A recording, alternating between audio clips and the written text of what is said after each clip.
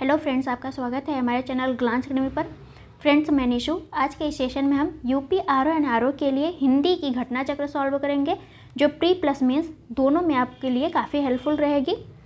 और अगर आपको इसकी पीडीएफ चाहिए तो टेलीग्राम चैनल को ज्वाइन कर लीजिए, लिंक जो है डिस्क्रिप्शन बॉक्स में दिया हुआ है। आज का जो सेशन है हमारा विलोम पे चल रहा है। आइए देखते हैं। इससे पहले के और सेशन हो चुके हैं, अगर आप उससे देखना चाहते हैं तो जाके देख सकते हैं, वहाँ विजिट कर लीजिए। ये हमारा है 301 क्वेश्चन। कल्पित का विलोम है। कल्पित का विलोम क्या है? कल्पनाहीन, कल्पना युक्त, यथार्थ, प्राकृतिक। तो इसका हो जाएगा कल्पित, मतलब आप कल्पना कर रहे हैं, मतलब कल्पनाओं में जी रहे हैं, या आप सपना देख रहे हैं कि हम आज यूएसए पहुंच गए, लेकिन हम तो बैठे अपने घर में ही हैं। तो इस तरह से इसका क्या हो जाएगा? यथार्थ मतलब वास्तविक। तो ये हो जाएगा आपका सी ऑप्शन। कल्पित का विलोम क्या हो जाएगा? यथार्थ हो जाएगा। कल्पनाहीन का विलोम क्या हो जाएगा? कल्पना युक्त। प्राकृतिक का विलोम आपका कृत्रिम होता है। प्राकृतिक को हम नैसर्गिक भी कह सकते हैं, उसका भी विलोम क्या होगा? कृत्रिम होगा। अगला क्वेश्चन देखेंगे हम। निम्नलिखित में से उर्वर का विलोम नहीं है। उर्वर मतलब आपके उपजाऊ जो भूमि होती है उसे हम क्या कहते हैं? उर्वर कहते हैं। ऊसर, अनुर्वर, उत्पादन, बंजर। तो उत्पादन आपका नहीं होगा। जो भूमि उर्वर नहीं होगी उसमें उत्पादन कैसे हो सकता है? तो उसे हम क्या कह सकते हैं? अनुर्वर कह सकते हैं, ऊसर कह सकते हैं, बंजर। ऐसी भूमि जहाँ पे आपका पौधे ना उग पाए या फसल ना उग पाए उसे हम क्या कहेंगे? बंजर भूमि, ऊसर भूमि, अनुर्वर भी उसे कहेंगे। तो इस तरह से उर्वर का विलोम क्या हो जाएगा आपका? ऊसर, अनुर्वर, बंजर। ये तीनों ही आपके उर्वर के विलोम हो जाएंगे, जबकि उत्पादन इससे संबंधित नहीं है।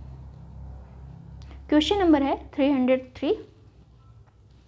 आरोह का विलोम है अवरोह, प्रवाह, रोह, अवसान।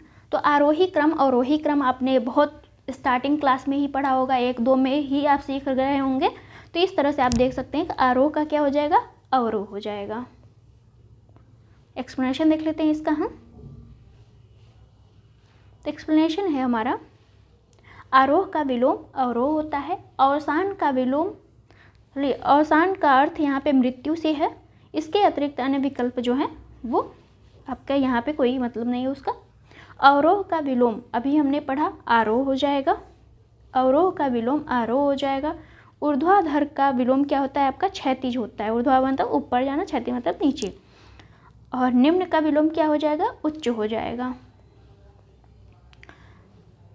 आघात का विलोम है। आघात का विलोम क्या हो जाएगा? तो प्रतिघात हो जाएगा। आघात का विलोम प्रतिघात होता है।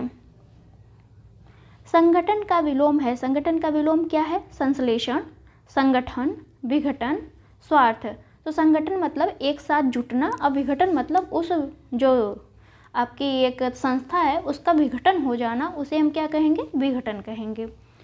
तो इस तरह से आपका कोई संस्था है, उसका अगर हम ऑर्गेनाइजेशन कोई होता है तो उसको संगठन कह सकते हैं। और वहीं पे उसका विघटन हो जाए, लोग अलग अलग हो जाएं, सबके मत अलग अलग भिन्न भिन्न हो जाए, तो उसका क्या हो गया? विघटन हो गया। तो संगठन का विलोम क्या हो जाएगा? विघटन हो गया। विश्लेषण का विलोम आपका संश्लेषण हो जाएगा। परमार्थ का विलोम स्वार्थ हो जाएगा। परमार्थ का विलोम क्या हो जाएगा? स्वार्थ हो जाएगा। इसको हमने पहले भी पढ़ लिया है। विश्लेषण भी हम पढ़ चुके हैं कि विश्लेषण का विलोम क्या होगा? संश्लेषण। सत्याग्रह का विलोम है। सत्याग्रह का विलोम क्या है? आग्रह, दुराग्रह, विग्रह, संग्रह। तो सत्याग्रह का जो विलोम है आपका दुराग्रह हो जाएगा। सत्याग्रह का विलोम दुराग्रह। मिथ्याग्रह भी सत्याग्रह का विलोम हो सकता है। तो सत्याग्रह का विलोम दुराग्रह, जो भी अकॉर्डिंग टू ऑप्शन होगा आप उसे चूज कर लीजिएगा। सत्याग्रह का विलोम मिथ्याग्रह भी हो सकता है।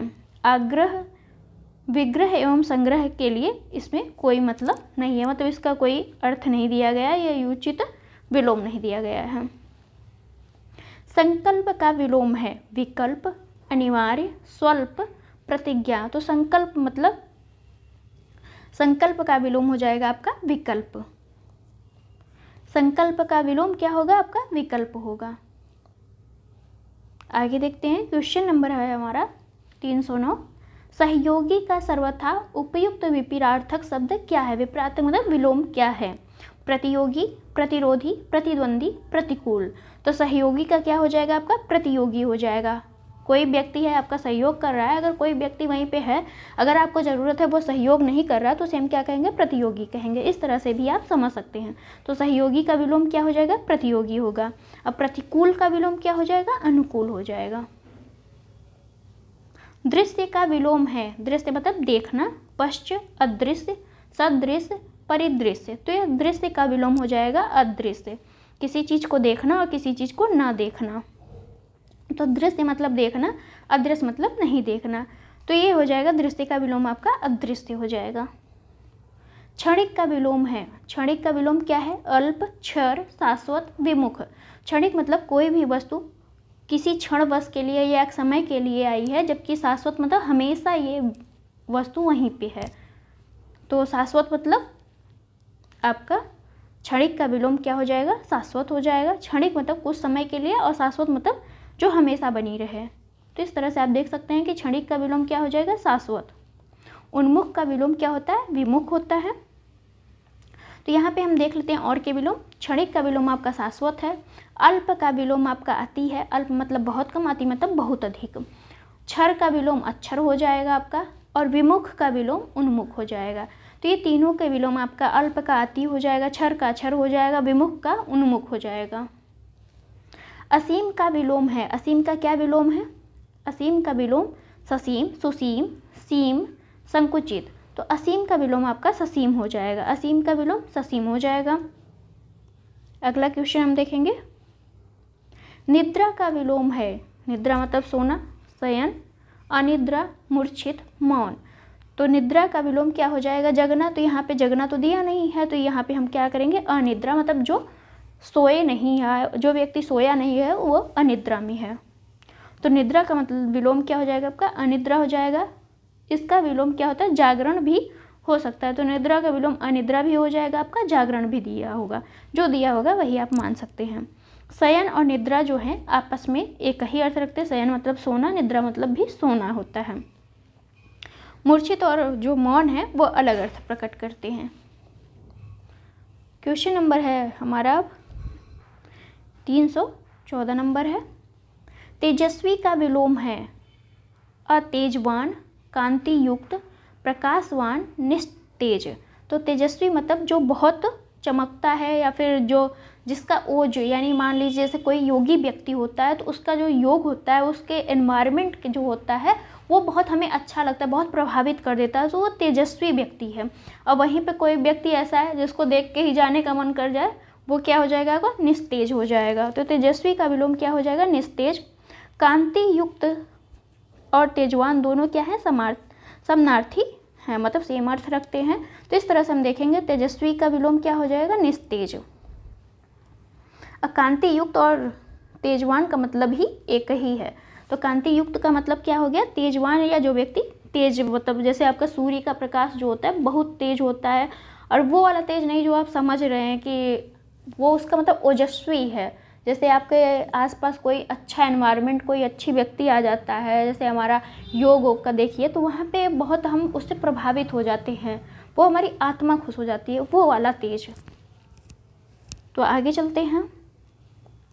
ज्येष्ठ का विलोम है, ज्येष्ठ का विलोम क्या है, अग्रज, कनिष्ठ, अनुज, अरिष्ठ। तो ये हो जाएगा आपका ज्येष्ठ का विलोम कनिष्ठ हो जाएगा। ज्येष्ठ मतलब बड़ा, कनिष्ठ मतलब छोटा। ज्येष्ठ का विलोम कनिष्ठ हो जाएगा। अग्रज का मतलब आपका बड़ा हो जाएगा, अनुज मतलब छोटा हो जाए। तो अग्रज और अनुज आपस में विलोम है, मतलब तो वही होता है, अग्रज मतलब बड़ा और अनुज मतलब छोटा भाई। कनिष्ठ का विलोम अभी हमने पढ़ा, ज्येष्ठ हो जाएगा। शुष्क का विलोम, शुष्क का विलोम क्या है, आर्द्र है। शुष्क मतलब जो सूखा प्रदेश होता है, जैसे राजस्थान का आप देख सकते हैं वो बहुत शुष्क प्रदेश है। वहीं पे आर्द्र मतलब जो गीला हुआ, मतलब जो जिसमें नमी होती है उसे हम क्या कहते हैं, आर्द्र कहते हैं। तो शुष्क का विलोम क्या हो जाएगा, आर्द्र हो जाएगा। उष्ण का मतलब भी हो जाएगा आपका शुष्क, यूँ कहे कि आपका बहुत सूखा प्रदेश, या जहाँ पे प्रकाश बहुत तेज़ी से फैलता है या आता है उसे हम क्या कहते हैं, उष्ण। और जबकि वहीं पे जो ठंडा होता है उसे हम क्या कहते हैं, शीत कहते हैं।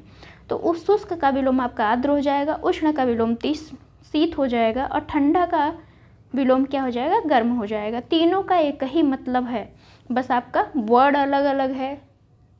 कोई संज्ञा में है तो कोई सर्वनाम में है, कोई विशेषण में है। तो इस तरह से आपका है एक ही बात, कह तीनों एक ही चीज़ रहे हैं, सेम अर्थ है, सेम भाव है, बस आपको वर्डिंग अलग अलग है।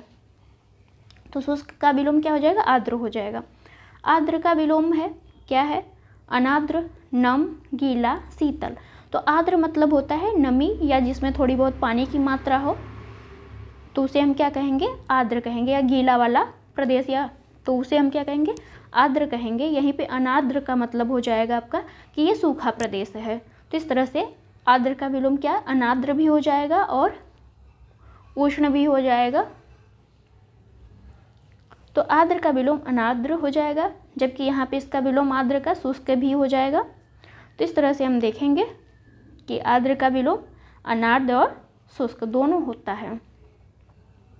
श्रोता का विलोम है। श्रोता का विलोम क्या है? वक्ता, वाचाल, श्रवण, बधिर। श्रोता मतलब सुनने वाला, वक्ता मतलब बोलने वाला। तो श्रोता का विलोम क्या हो जाएगा? वक्ता हो जाएगा।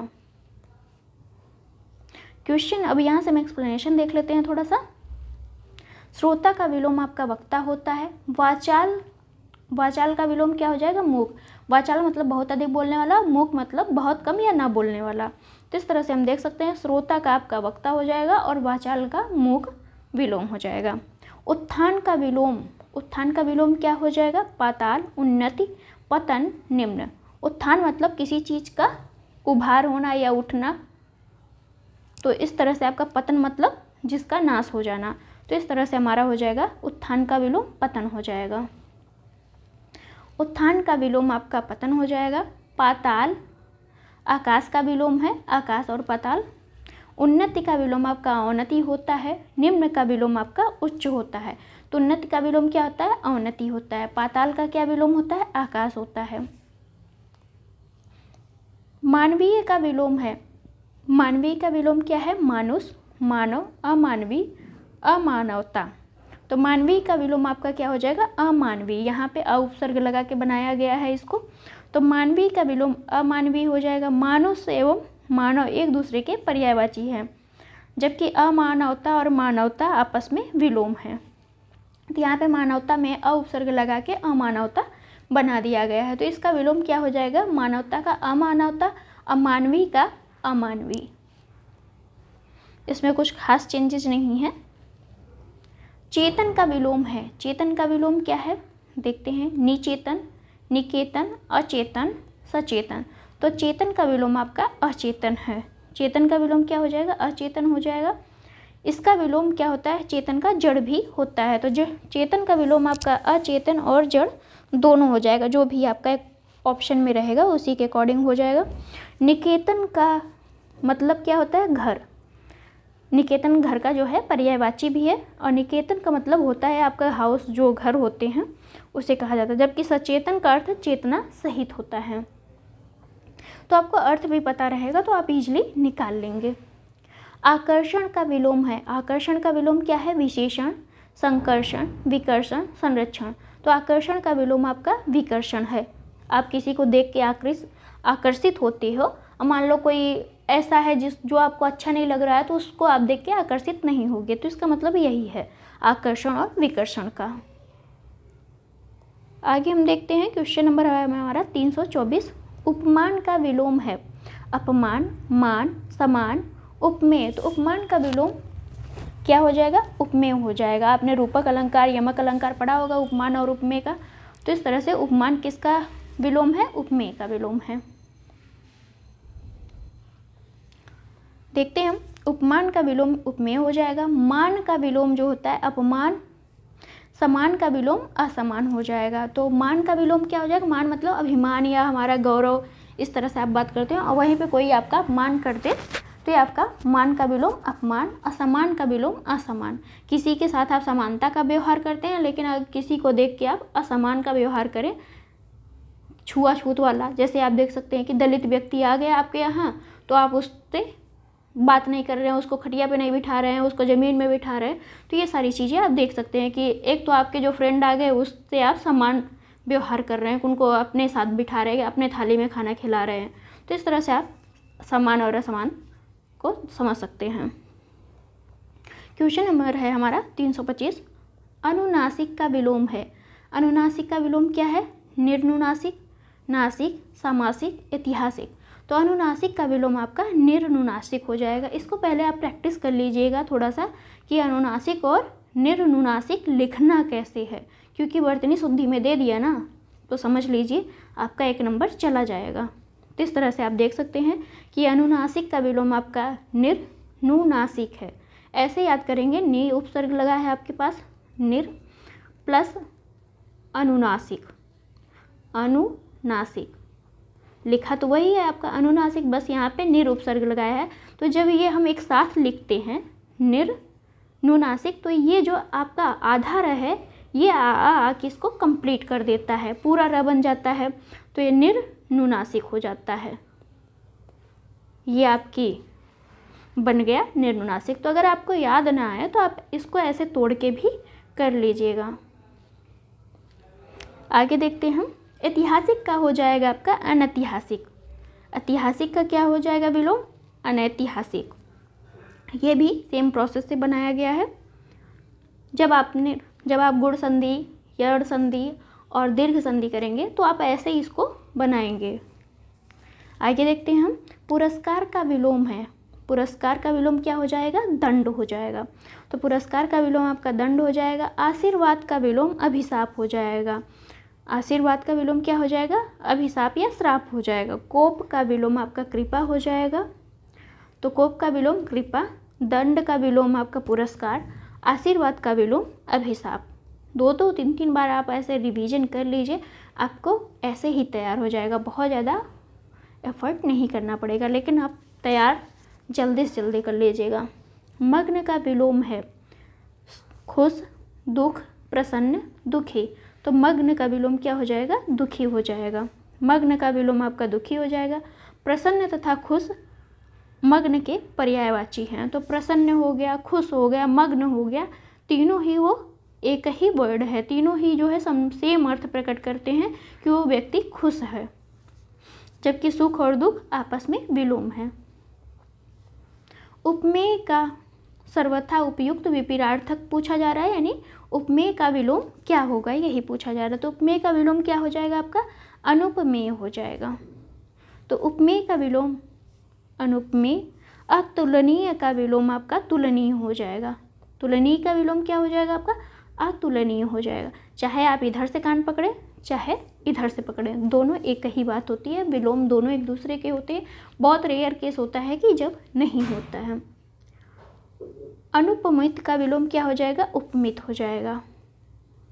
तो यहाँ से आप उपमेय का विलोम अनुपमेय, अतुलनीय का विलोम तुलनीय, जिसकी तुलना की जा सके और जिसकी तुलना न की जा सके उसे हम क्या कहेंगे? अतुलनीय कहेंगे। अनुपमित का विलोम क्या हो जाएगा आपका? उपमित हो जाएगा। कीर्ति का विलोम है। कीर्ति का विलोम क्या है? कीर्ति मतलब प्रसिद्धि, एक तरीके से सुकीर्ति, उपकीर्ति, अकीर्ति, अपकीर्ति। तो कीर्ति का विलोम आपका क्या हो जाएगा? अपकीर्ति। कीर्ति मतलब प्रसिद्धि, और जब आपकी जो निष्ठा है, आपका एक गौरव है, जब वो गिरने लगे तो उसे हम क्या कहते हैं? अपकीर्ति कहते हैं।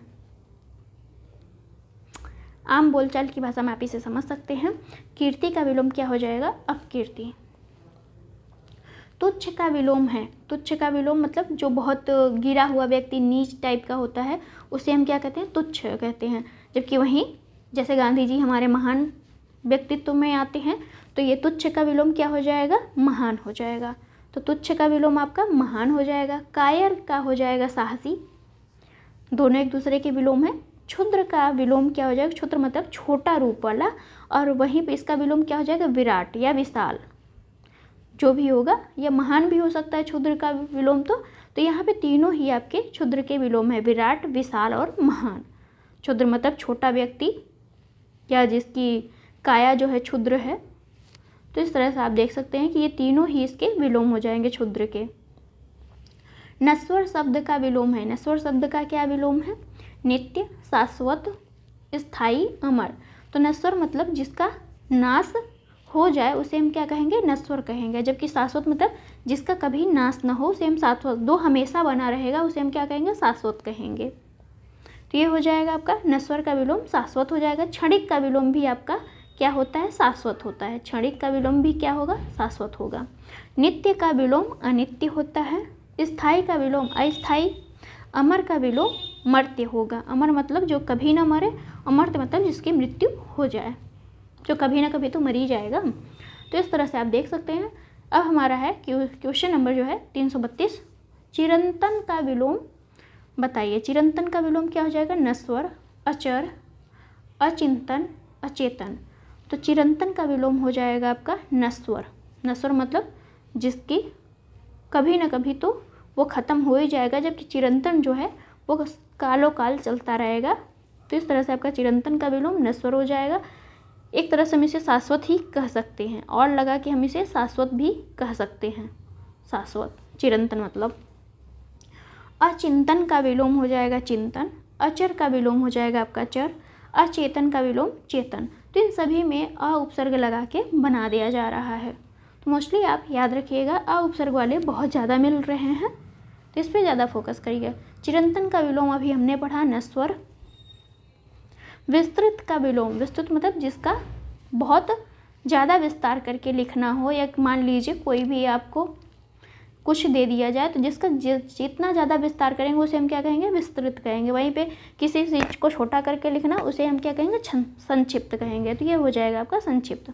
विस्तृत का विलोम संक्षिप्त। जबकि स्तुति मतलब वंदना करना, और निंदा मतलब किसी की बुराई करना। तो स्तुति और निंदा जो है आपस में विलोम है।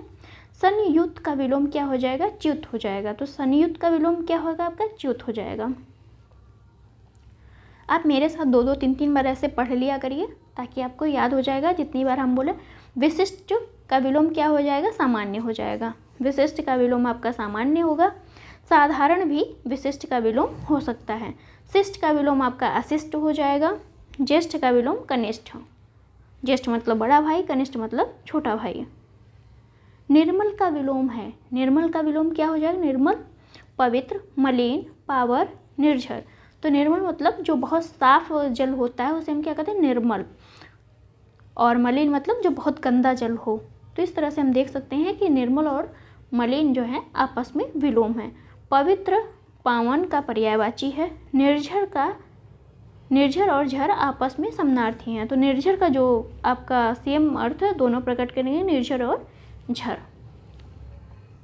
अगला क्वेश्चन हम देखेंगे, कृपा का विलोम है। कृपा का विलोम क्या हो जाएगा, कोप, कष्ट, आशीर्वाद, आशीष। तो ये हो जाएगा आपका कोप। कृपा का विलोम कोप होगा। कृपा का विलोम कोप, कृपा का विलोम कोप। ऐसे 2-3 बार आप रिपीट कर लीजिए, जो ना याद हो रहा हो। अमर्ष, असूया, आक्रोश, ताप, संताप, क्षोभ, रुष्टि इत्यादि जो हैं इसके पर्यायवाची हैं, किसके, कोप के। तो आप यहाँ से पर्यायवाची भी तैयार कर सकते हैं, क्योंकि हमारे सिलेबस में तो पर्यायवाची भी आया है। स्थूल का विलोम क्या है। स्थूल का विलोम मतलब बहुत बड़ा, और सूक्ष्म मतलब बहुत छोटा। तो इस तरह से स्थूल का विलोम आपका सूक्ष्म हो जाएगा। प्रतिकूल और अनुकूल आपस में विलोम है। अनुकूल मतलब आपके रहने की जगह, प्रतिकूल मतलब जो आपके रहने की जगह ना हो उसे हम क्या कहेंगे, प्रतिकूल। भीमकाय मतलब बहुत भारी शरीर जिसका हो, और स्थूल मतलब भी बहुत बड़ा। तो इस तरह से भीमकाय और स्थूल दोनों पर्यायवाची हैं, एक दूसरे के मतलब सेम अर्थ प्रकट करते हैं। जारज का विलोम है। जारज का विलोम क्या है, सजारज, औरस, प्रदत्त, दत्तक। तो जारज का विलोम आपका औरस हो जाएगा। यहाँ पे हम एक्सप्लेनेशन देख लेते हैं। जारज का विलोम आपका औरस हो जाएगा। प्रदत्त का विलोम लब्ध हो जाएगा। दत्तक का पर्यायवाची क्या है, जारज है। दत्तक मतलब गोद लिया हुआ व्यक्ति, उसे हम क्या कहेंगे, जारज कहते हैं। तो दत्तक और जारज सेम अर्थ रखते हैं, जबकि औरस उसका सगा बेटा होगा अपना। तो इस तरह से आप देख सकते हैं जारज का विलोम क्या हो जाएगा, औरस हो जाएगा। स्वर्ग का विलोम है। स्वर्ग का विलोम क्या है, नरक, पृथ्वी लोक, मृत्यु लोक, अमर। तो स्वर्ग का हम बहुत टाइम से स्वर्ग नर्क सुनते आ रहे हैं कि स्वर्ग का क्या हो जाएगा, नर्क हो जाएगा। अच्छा काम करोगे तो आप स्वर्ग में जाओगे, अगर बुरा काम करोगे तो आप नरक में जाओगे। तो स्वर्ग का विलोम आपका नरक हो जाएगा। मृत्यु लोक एवं पृथ्वी लोक सेम अर्थ प्रकट करते हैं। अमर का अर्थ क्या है, जिसकी मृत्यु ना हो, उसे हम क्या कहेंगे, अमर कहेंगे। फ्रेंड्स, ये हमारे हो गए आपके 40 क्वेश्चन। अब नेक्स्ट 40 क्वेश्चन हम अगले सेशन में करेंगे। आपको वीडियो कैसी लगी ज़रूर बताइए कमेंट बॉक्स में। Thank you for watching. मिलते हैं आपसे अगली वीडियो।